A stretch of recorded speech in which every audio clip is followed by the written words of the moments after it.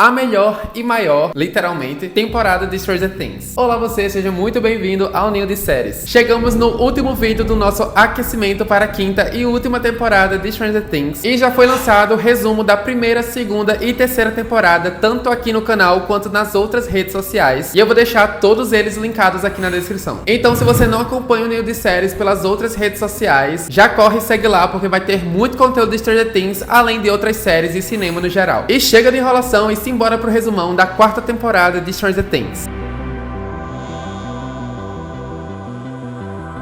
A temporada começa com flashbacks do dia 8 de setembro de 1979. A gente vê o Dr. Brenner fazendo testes com uma das crianças no laboratório, até que um ataque acontece e quando ele sai pra ver o que é que tá rolando, ele encontra todas as outras crianças mortas e a Eleven com os olhos chorando sangue. Depois dessa primeira cena, nós retornamos para 1986, 6 meses após o fim da terceira temporada. E agora vamos entender como é que estão os nossos personagens nesse momento. A Eleven, que agora é chamada de Jane Hopper, continua sem os seus poderes e agora está morando junto com os Byers lá na Califórnia. A Joyce conseguiu um novo emprego e o Jonathan está agora adepto ao consumo de plantas recreativas, se é que vocês me entendem. E ele tá fazendo isso junto com seu novo amigo, o Argyle, que trabalha como entregador de pizzas. Inclusive, ele e a Nancy, que agora trabalha no jornal da escola, eles continuam namorando, só que agora à distância. Só que o relacionamento não tá lá essas coisas, né, por conta do pouco contato. Diferentemente do Mike e da Eleven, que estão sempre em contato. Só que a Eleven está mentindo para o Mike sobre a experiência que ela está tendo lá na Califórnia. Ela fala que está adorando a Califórnia, tem vários amigos, só que na verdade ela está sofrendo bullying na escola de uma garota chamada Angela. Em Hawkins, o Steve e a Robin estão trabalhando em uma locadora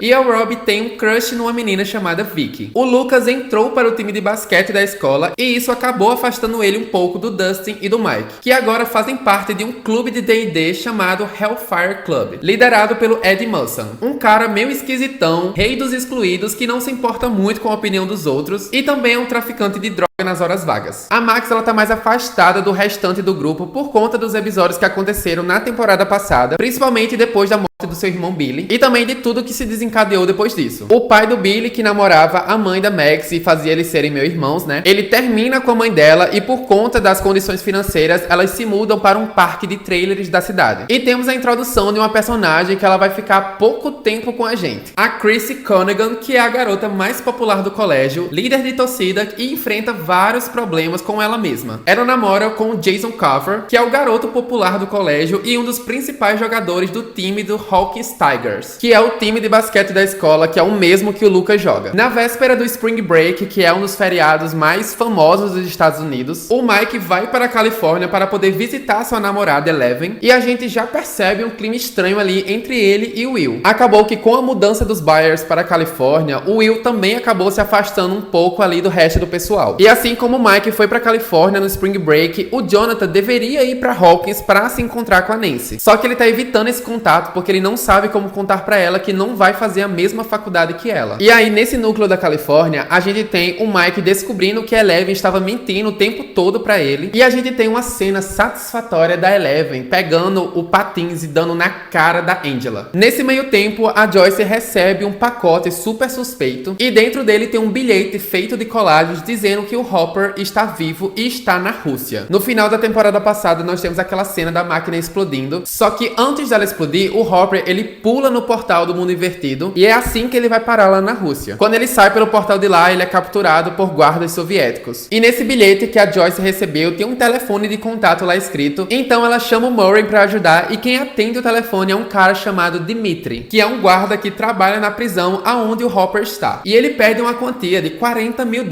que o Hopper tem escondido numa poupança e ela deve ser entregue lá no Alasca em troca da liberdade do Hopper. Resumindo todo esse arco aí, eles conseguem o dinheiro, eles vão até o Alasca, entregam o dinheiro pra um cara chamado Yuri, só que esse cara é um vigarista, engana todo mundo e fica com o dinheiro pra ele. No fim, a Joyce e o Murray conseguem chegar na Rússia, conseguem entrar na prisão, libertar o Hopper, inclusive salvam eles de uma luta contra um Demogorgon. E aí eles descobrem que os soviéticos tinham capturado várias criaturas do mundo invertido e eles estavam planejando planejando utilizar elas como armas na Guerra Fria. Saindo da Rússia e voltando para Hawkins, a gente é introduzido a uma nova criatura do mundo invertido que vai ser o grande vilão dessa temporada, o Vecna. E tudo isso começa com a Chrissy, que é a líder de torcida. Ela começa a ter algumas alucinações, como a visão de um relógio de pêndulo, e isso acaba mexendo muito com o psicológico dela. Assustada e querendo se livrar disso, ela procura o Ed para comprar algumas drogas que possam fazer ela parar de ter essas visões. Então ela vai até o parque de trailers, que é onde o Ed mora junto com o seu tio Wayne, e também é o mesmo parque de trailers que a Max mora com a sua mãe. Inclusive a Max vê a Chrissy chegando e entrando no trailer junto com o Ed. Nesse momento nós temos a primeira cena mais impactante dessa temporada. A Chrissy começa a ter alucinações como se ela estivesse em um mundo dos sonhos, só que o seu corpo no mundo real está completamente paralisado. O Ed vê ela nesse transe, tenta acordá-la, mas no mundo dos sonhos ela está sendo atormentada pelo Vecna, que ao tocar na sua cabeça a mata nesse plano. E a morte nesse mundo dos sonhos já é pesada, só que no nosso mundo é muito pior. Quando o Vecna toca na cabeça da Chrissy, no mundo real ela levita, tem os seus braços, suas pernas e sua mandíbula quebradas, e seus olhos explodem de dentro para fora. Nesse momento do ataque, a Max estava em casa e todas as luzes começam a piscar e ela escuta o grito do Ed. Na manhã seguinte, a polícia chega no local e encontra aquela cena de crime. E a Max vê a Chrissy morta no chão. Nesse momento, ela já suspeita que o mundo invertido tem alguma coisa a ver com isso. E como esse crime aconteceu dentro do trailer do Ed e ele fugiu, ele se torna o principal suspeito desse crime. Nesse momento, nós vamos ter uma busca pelo Ed que vai ser dividida em dois grupos. O primeiro grupo é formado pelo Dustin, junto com a Max, o Steve e a Robin, que encontram o Ed e explicam pra ele tudo sobre o mundo invertido e tudo que rolou em Hawkins. E o Lucas, ele meio que tá nesse grupo e meio que ele tá no outro grupo, que é formado pelos jogadores do time de basquete.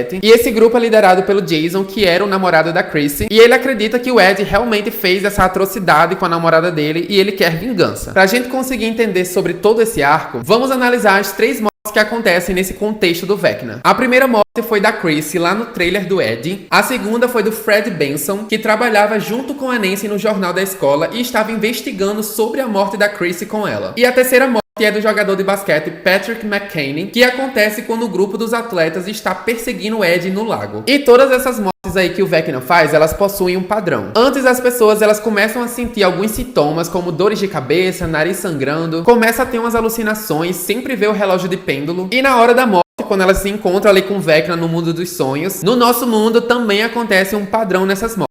A pessoa levita, os ossos quebram, os braços, as pernas, a mandíbula e depois os olhos acabam explodindo. E por que essas três pessoas elas foram alvos do Vecna? Bom, nesse momento entendemos que o Vecna meio que se alimenta do trauma das pessoas e aí ele começa a criar essas alucinações e a pessoa meio que fica presa dentro da própria mente. E aí agora indo para outro arco, nós temos o Sam Owens, que era um antigo chefe do laboratório lá na segunda temporada, e ele tá lá na casa dele quando ele recebe a visita do Tenente Coronel Sullivan, que conta pra ele sobre esses assassinatos que está acontecendo em Hawkins, e ele acha que a Eleven tem alguma coisa a ver com isso, mas o Sam acredita que não. Falando na Eleven, depois que ela agrediu lá a Angela com a patinada na cara, ela é presa e vai ser enviada para um reformatório. Só que quando ela está sendo transportada, agentes que trabalham com o Dr. Owens aparecem para salvá-la e leva ela para um laboratório secreto no meio do deserto, onde o Dr. Brenner, que é o Papa, o pai da Eleven, está lá vivinho da Silva. Lembra lá na primeira temporada que ele tinha sido atacado por um Demogorgon na escola? Pois bem, o véi não morreu. Eles estão desenvolvendo uma máquina chamada Nina, que tem o objetivo de fazer a Eleven recuperar os seus poderes, fazendo ela acessar suas memórias mais antigas que estavam travadas, e é isso que está bloqueando os poderes dela. Voltando para Hawkins, lá nas investigações que o nosso grupo de amigos está fazendo, o Wayne, que é o tio do Ed, acredita que ele é inocente porque não é a primeira vez que esses padrões de morte estão acontecendo em Hawkins. Ele conta sobre a história do Victor Crow, que foi acusado de assassinar a sua família inteira dessa mesma forma nos anos 50, a sua esposa e os seus 2 filhos. E o Wayne acredita que o Victor possa ter fugido da cadeia e feito novas vítimas. Então a Nancy e a Robin vão até a prisão para interrogar o Victor, e ele fala que é inocente e o que a sua família, na verdade, foi um demônio que assombrava a casa. O seu filho Henry era sensitivo e já havia alertado sobre essa presença demoníaca. Contudo, o Victor ele conseguiu escapar desse ataque da criatura demoníaca da casa, só que ele não sabe como e nem porquê. Só que nessa cena ele conta um detalhe que é muito importante. Na hora que ele achou que fosse morrer, o rádio começa a tocar a sua música favorita, e isso é a última coisa que ele lembra antes do ataque terminar e ele conseguir sobreviver. Lembra dos outros vídeos de resumo que eu sempre falava forma pra você gravar a informação da música? Pois bem, nessa quarta temporada, todas essas informações se encaixam. O Dustin acaba descobrindo que a música consegue ali ser o inibidor dos poderes do Vecna. Porque quando a gente escuta a nossa música favorita, a gente fica muito conectado com a realidade. E como o Vecna ataca no mundo dos sonhos, a gente precisa estar muito amarrado nesse plano aqui pra gente não conseguir aí ser atacado. E aí o nosso grupo percebe outro padrão nessas mortes.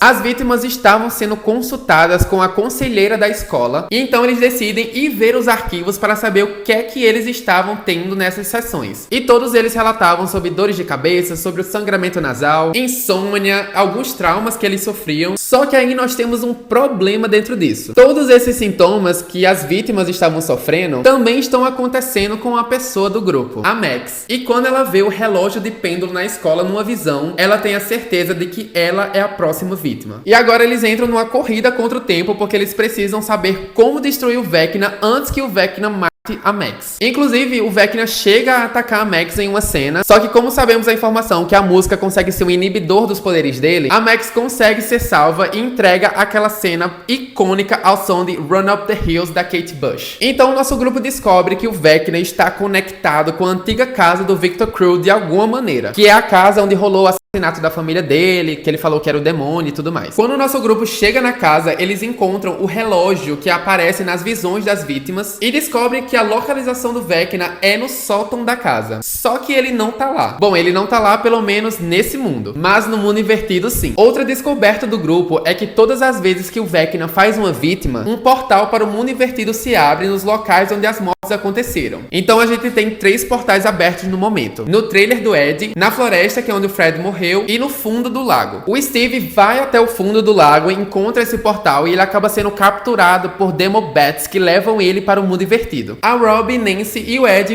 vão até lá, conseguem salvá-lo e retornam todos pelo portal do trailer do Ed. Mas antes da Nancy conseguir voltar para o nosso mundo, o Vecna entra na mente dela e revela que foi ele quem matou a Barbara, aquela amiga da Nancy que morreu lá na primeira temporada, e acaba contando a verdade sobre quem ele realmente é. E a gente assiste essa cena ao mesmo tempo em que a Eleven também está descobrindo quem é o Vecna. Nas memórias que a Eleven tá lá recordando na máquina Nina, ela se lembra de um amigo que ela tinha quando ela ainda estava no laboratório, ainda quando criança, que era o número 1. E o número 1 também é o filho do Victor Creel, que é o Henry, que é o menino lá sensitivo. E a gente descobre que ele é a primeira pessoa com poderes psíquicos e foi ele que matou a mãe, a irmã e tentou matar o pai. Após rolar todo esse ataque aí com a família dele, o Henry acaba entrando em coma e quando ele acorda, ele já está no laboratório junto com o Dr. Brenner, que tinha capturado ele para ser o seu primeiro experimento. E por isso ele é o número 1. Mas por conta do gene vingativo que ele tem e porque ele é um perturbado, o Dr. Brenner colocou um dispositivo nele que enfraquecia seus poderes. E então, 4 anos antes dos acontecimentos da primeira temporada, o Henry, ou número 1, se torna amigo da Eleven e faz ela remover o seu dispositivo com os poderes dela. Isso faz com que ele recupere seus poderes e é aí que aquele massacre lá do início da temporada acontece. A Eleven luta com ele e acaba levando ele para uma dimensão paralela e ele fica gravemente ferido. E é aí nessa nova dimensão que ele se torna o Vecna. Então, só para deixar claro, o Henry Creel, o número 1 e o Vecna é a mesma pessoa. Um ponto importante pra gente comentar aqui é que quando o número 1 tá lá tentando ajudar a Eleven a controlar melhor os poderes dela, ele fala que quando você acessa as suas memórias mais dolorosas, os seus poderes aumentam. Só que com a Eleven acontece o inverso disso. Ela fica muito mais poderosa quando ela acessa memórias que são felizes. E ela usa isso justamente naquela cena onde ela destrói ele lá no laboratório. Quando o número 1 é enviado para o mundo invertido naquele momento, se passam anos com ele ali vagando, planejando a sua vingança. E lá na primeira temporada, em uma das sessões que a Eleven faz com o Dr. Brenner, ela chega a encostar em um Demogorgon e é nesse momento que o primeiro portal se abre. E aí o número 1, que é o Henry Creel, que é o Vecna, vê essa oportunidade desse portal aberto para colocar em prática o seu plano. E é aí que ele captura o Will, leva o Will pro mundo invertido e tudo que a gente já sabe nos resumões das outras temporadas acontece. No momento que o Vecna pega a Nancy e começa a falar pra ela todas as verdades, ele acaba revelando qual que é o plano dele com essas mortes. Ele precisa abrir 4 portais do mundo invertido para conseguir trazer um mal para o nosso mundo. E lembrando que já tem 3 portais abertos porque aconteceram 3 mortes. Então o plano é ir pro mundo invertido para conseguir matar o Vecna, e eles vão usar a Max como uma isca pra conseguir isso, já que ela, né, é a próxima vítima. Steve, Dustin, Rob, Nancy e Ed vão para o mundo invertido, e o Lucas e sua irmã Erica ficam com a Max na casa dos Skrull. A Eleven, que já sabe dos planos do Vecna e sabe que já está em execução, ela decide voltar para Hawkins para conseguir ajudar seus amigos. Afinal, agora ela recuperou seus poderes e ela está mais forte do que nunca, mas o diabo do Dr. Brainer captura a Eleven e não deixa ela fugir. Só que o Tenente Coronel Sullivan, que achava que essas mortes